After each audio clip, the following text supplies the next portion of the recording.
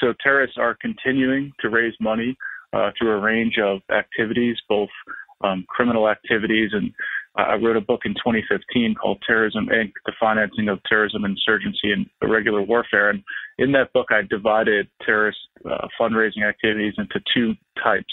I talked about, activities that are based purely in what I call the dark economy, and that's, purely illegal ways of gaining revenue, so armed robbery, kidnapping for ransom, extortion.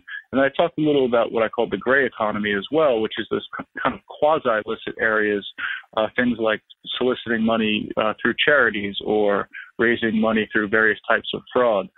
We saw this with the Islamic State, particularly individuals from Europe that wanted to travel to Turkey and onward to Syria and Iraq to join ISIS, raise money through a dizzying array of mechanisms, including fraud and petty theft, a lot of links with criminality. At the same time, the international community, including, the West and the United States in particular, through the Treasury Department, are leading an effort to counter these groups and individuals. So they're continuing to do it. It's a constant game, to use the cliche of cat and mouse, and we're attempting to stay on pace with the terrorists. But the truth is we're typically 2 or 3 steps behind because, as you know, we're large lumbering bureaucracies, and the terrorists are obviously more nimble and far less constrained by laws, authorities, and policies.